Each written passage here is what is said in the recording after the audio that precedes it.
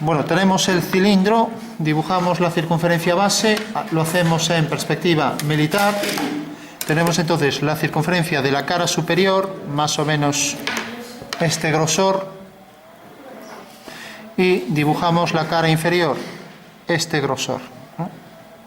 Con lo cual la cara de atrás, y marcamos las tangentes comunes. Vale, tenemos ya la perspectiva militar del cilindro, ¿no? Y esto que mide, por ejemplo, 3 centímetros, hemos puesto 2, la escala de reducción sobre el eje Z es 2/3, ¿vale? Bueno, por último, calculamos su sombra desde un punto. Tenemos entonces la posición del centro de la circunferencia, tanto en la base como en la cara superior. Marcamos la posición del punto de luz. Vamos a hacer, por ejemplo, que el punto de luz quede definido según esta dirección vertical del eje del cilindro, pero queda, por ejemplo, aquí. Y el punto de luz quedará aquí.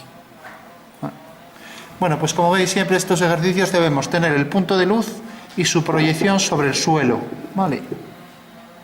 Le vamos a llamar esto L', ¿vale? Entonces, si queremos calcular el centro este, donde tiene su sombra, pues alineamos este punto con el de luz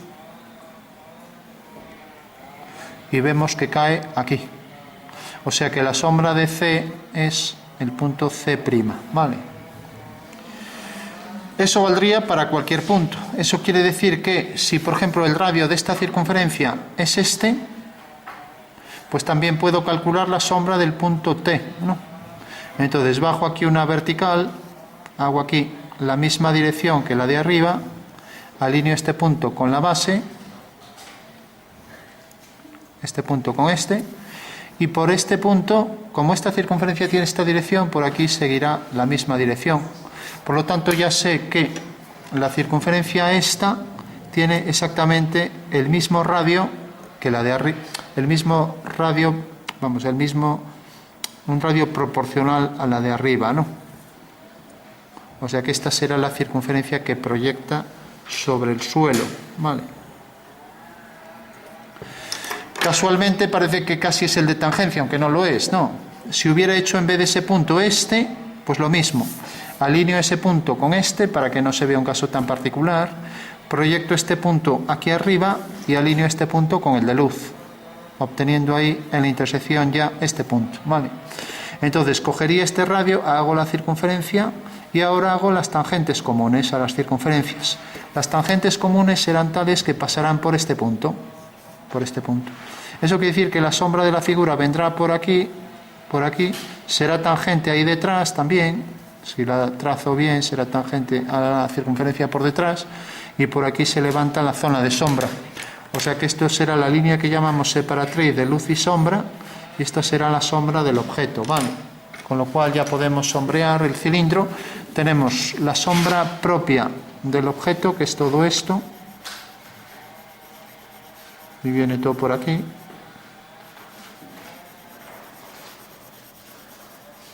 Y tenemos luego la sombra que arroja sobre el suelo, que está formada por la circunferencia que calculamos al principio y que es tangente a la otra circunferencia base.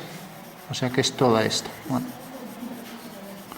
O sea que esta será la forma que proyecta sobre el suelo. Bueno.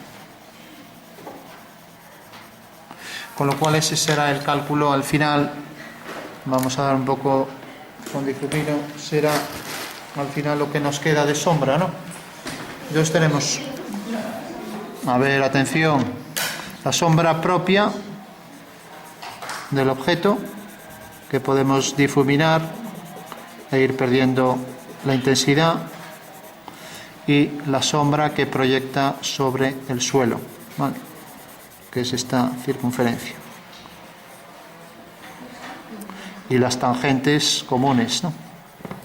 Bueno, pues esa será la sombra de la figura. Vamos por último a quitar aquí este detalle y remarcar bien por dónde iría la sombra. Entonces sale de la figura, viene por aquí, ahora es tangente a esa circunferencia, pasa por ese punto. Como estamos en perspectiva militar, esta circunferencia está hecha con compás, igual que estas de aquí. Remarcamos aquí el contorno de la figura, remarcamos la base bien y podemos separar la figura de la sombra, pues a lo mejor dando más oscuro aquí en el borde. ¿Vale? Recordamos que siempre los entrantes tendrán más oscuridad, entonces le daremos más oscuridad cerca del objeto. Y aquí también podemos dar más oscuridad,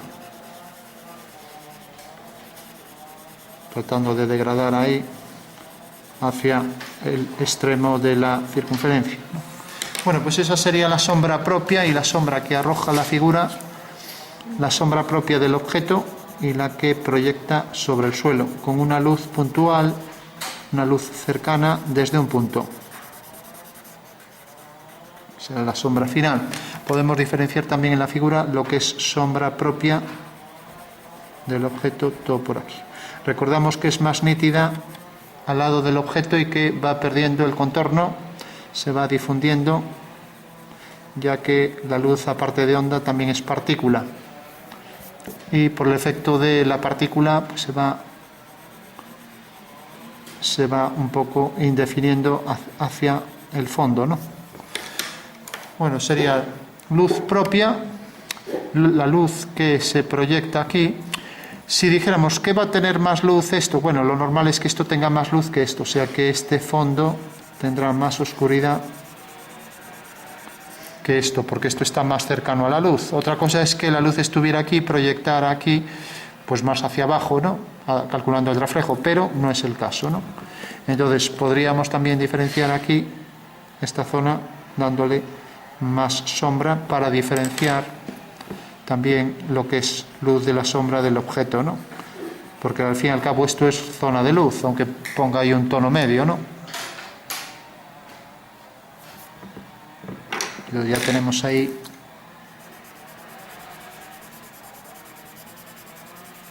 la sombra propia y la sombra que proyecta sobre el suelo.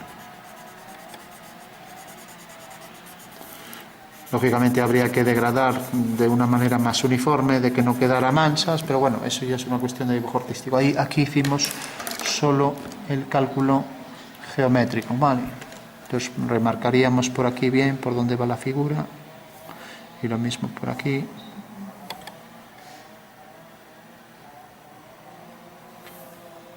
Y también hay que decir que la separación de luz y sombra en geometría se ve así, se calcula, pero lógicamente aquí esto tampoco quedaría perfectamente definido, sino que habría también un degradado en esa línea, ¿no? Vale. Ya que no es una cosa real hacer una separación lineal entre esa línea separatriz que divide la sombra de la luz, ¿no? O sea que vendría por aquí, lo hacemos así geométricamente, pero a nivel de dibujo artístico no sería así. Bueno, por último, solo decir que si cogemos cualquier punto, por ejemplo, ya para concluir, si cojo cualquier punto de la figura, por ejemplo este, el punto A, si lo alineamos con L', tiene aquí detrás sobre la circunferencia su correspondiente, ¿no?